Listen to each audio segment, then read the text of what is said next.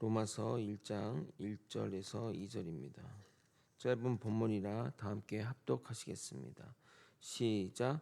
예수 그리스도의 종 바울은 사도로 부르심을 받아 하나님의 복음을 위하여 택정함을 입었으니 이 복음은 하나님이 선자를 통하여 그의 아들에 관하여 성경에 미리 약속하신 것이라. 아멘. 드디어 로마서 강해에 들어갑니다. 로마서는 거장이라 불리는 목회자분들이 그렇게 정복하려고 했으며 지금도 강해 설교를 중심으로 하는 목회자분들이 정복하려고 애쓰는 본문입니다. 하나님의 말씀을 정복한다는 표현이 좀 불경스러운 표현이지만 그만큼 담긴 내용이 깊고 우리가 해석할 내용이 많다는 겁니다. 로마서 강해로 유명한 마틴 로이드 존스 목사님은 로마서 강해집만 14권으로 각 권의 페이지 수가 600장에 이르도록 엄청난 양의 저서를 남겼습니다. 마찬가지로 다른 학자들의 로마서 강해집도 모든 강해집을 통틀어 가장 많은 분량을 가지고 있습니다. 도대체 무슨 내용이 담겨 있길래 학자마다 이렇게 장대하고 자세히 해석하려고 애쓰는 것일까요? 잘은 모르지만 깊은 내용이 로마서 안에 담겨 있다고 생각합니다. 그래서 저도 짐작하기를 아마 1년 정도 로마서 강해를 할 것 같은데 이번 기회에 복음의 진리를 다시 새롭게 정립하는 시간이 되었으면 좋겠습니다. 오늘은 로마서 본문으로 들어가기 전에 로마서의 기본적인 사항과 우리 기독교 역사에 로마서가 어떤 영향을 미쳤는지 살펴보도록 하겠습니다. 로마서 강해가 마쳐질 즈음에 우리 마음판에 복음의 확실한 선이 그어지길 예수 그리스도 이름으로 소망합니다. 로마서는 사도 바울이 로마에 있는 성도들에게 쓴 편지로서 사도 바울이 쓴 서신 중에 가장 긴 서신서입니다. 이 서신서는 사도 바울의 3차 전도 여행이 끝나갈 무렵 대략 AD 557년에 기록한 서신으로 사도 바울이 고린도에 3개월 머물 동안 쓴 서신서입니다.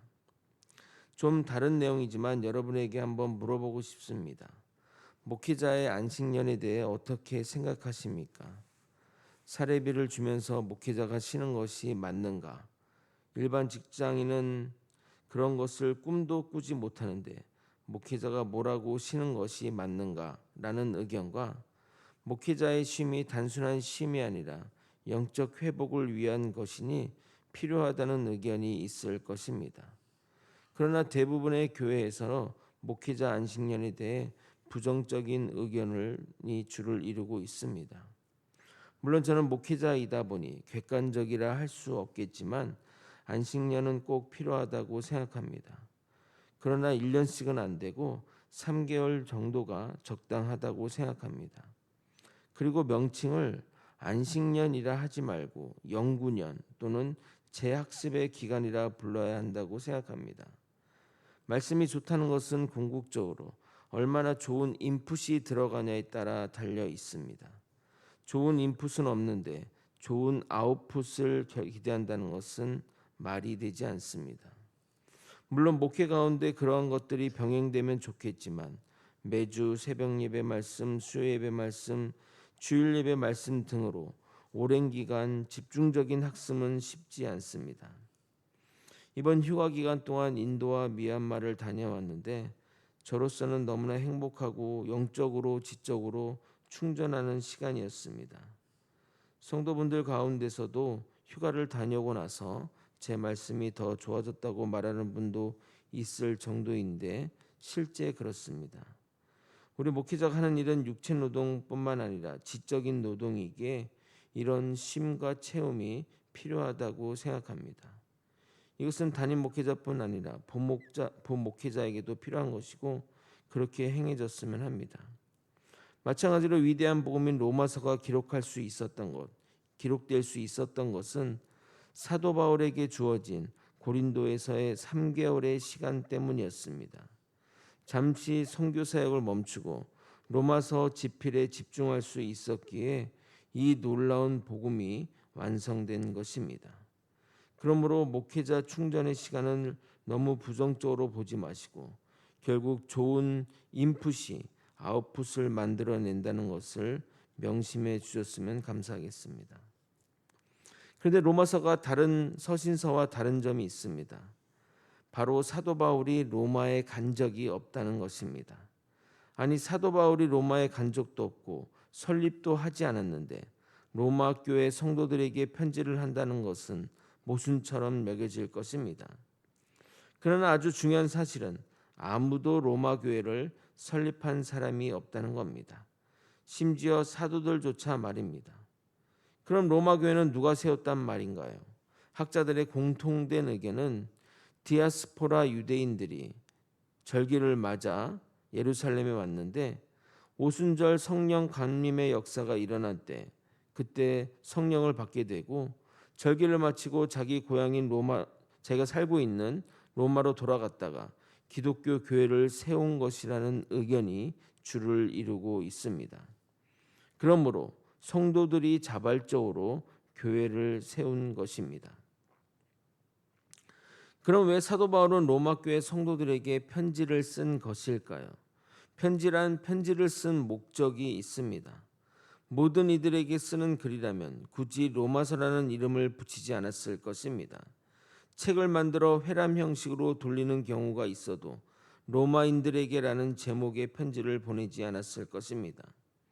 그래서 로마서의 기록 목적, 왜 사도 바울은 이 로마서를 기록했는지 먼저 살펴보도록 하겠습니다. 로마 교회는 디아스포라 유대인에 의해 자생적으로 생긴 교회입니다. 처음에는 유대인만 있었는데 이것이 유대교가 아닌 기독교였기 때문에 점점 헬라인이 전도되었고 교회의 다수가 유대인이 아닌 헬라인으로 채워지게 되었습니다.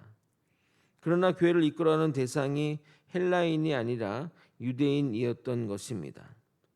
그러던 중 AD 49년 글라우디오 황제는 수도 로마에서 벌어진 유대인 폭동으로 인해 유대인을 로마에서 추방하게 됩니다. 이 내용이 사도행전에 기록되어 있고 그 일로 인해 사도 바울이 그 유명한 브리스길라와 아굴라 부부를 만나는 일이 벌어지게 된 겁니다. 사도행전 18장 2절입니다. 아굴라라는 본도에서 난 유대인 한 사람을 만나니 글라우디오가 모든 유대인을 명하여 로마에서 떠나라 한 고로 그가 그 아내 브리스길라와 함께 이달리아로부터 새로 온지라. 바울이 그들에게 가매 로마 교회를 이끌던 디아스포라 유대인이 떠나자 부모 없는 자식처럼 로마 교회는 공황 상황이 왔습니다. 그러나 시간이 흘러 차차 안정이 되어갈 즈음 글라우디오 황제가 죽고 유대인 추방령이 해제가 된 것입니다. 그로 인해 다시 유대인들이 로마로 돌아가게 된 것입니다. 그럼 로마 교회는 어떻게 되었을까요?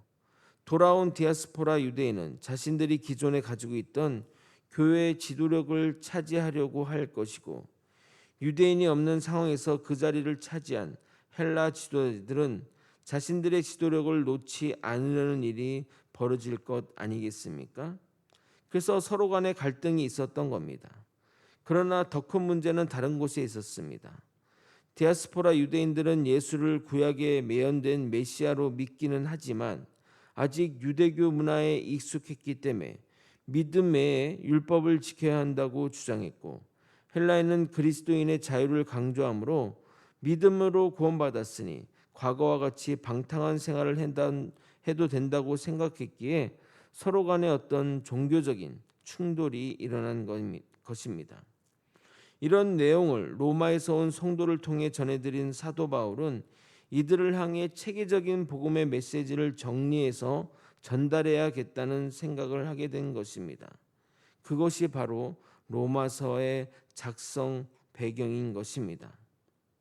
그래서 헬라인에게는 기독교가 말하는 복음이 무엇인지 그리고 복음을 믿는 우리가 어떤 삶을 살아야 하는지 가르쳐 줄 필요가 있었던 것이고 디아스포라 유대인에게는 율법이 아닌 믿음으로 구원에 이른다는 복음의 핵심 원리 이신칭의를 가르쳐 줄 필요가 있었던 것입니다.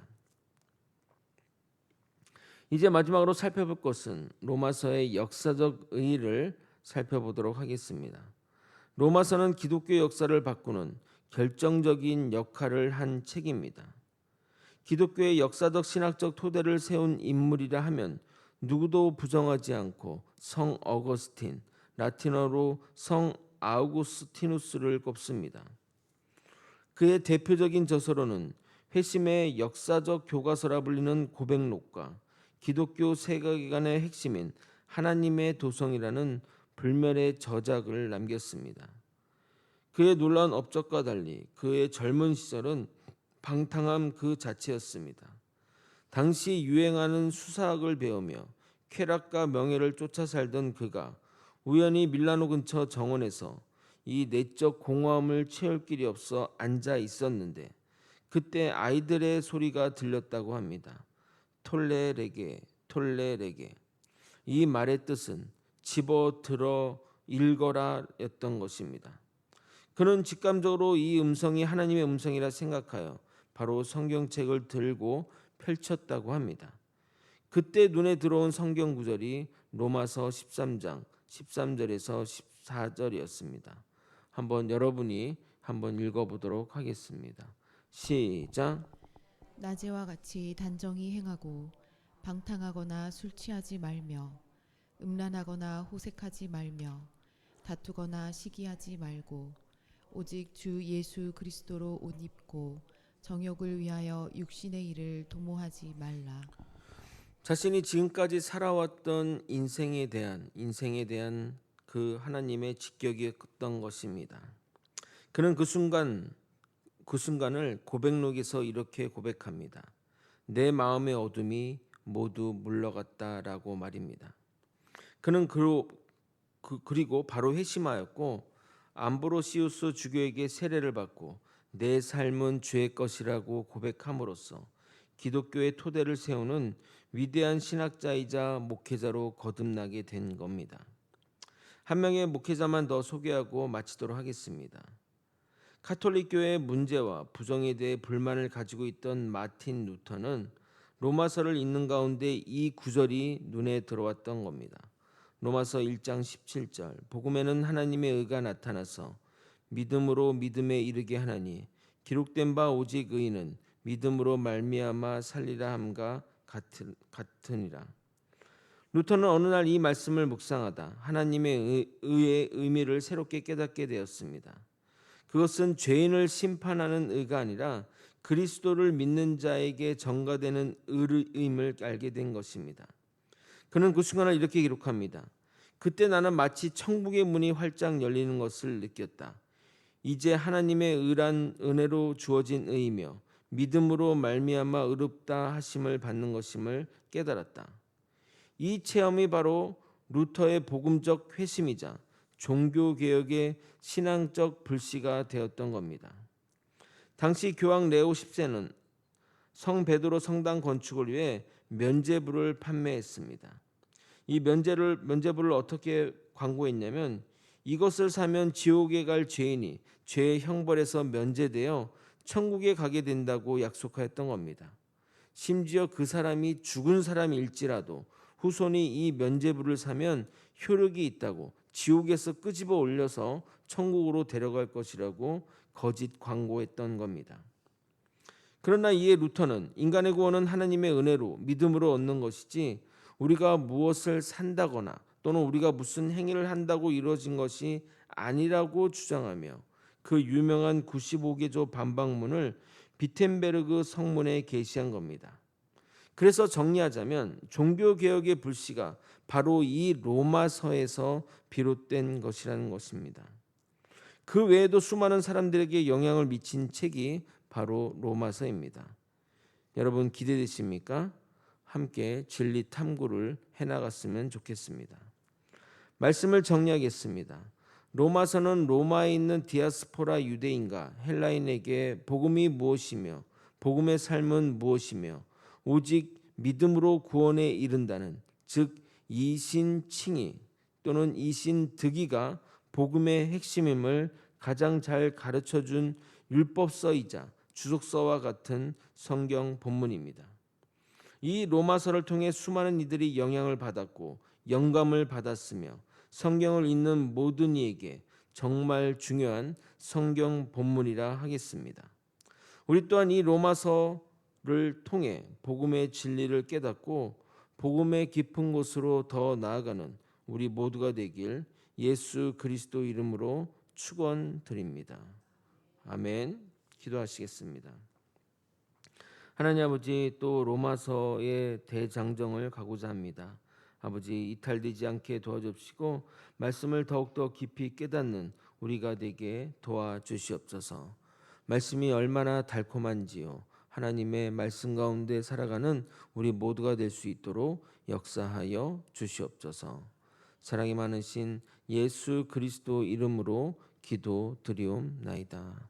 아멘.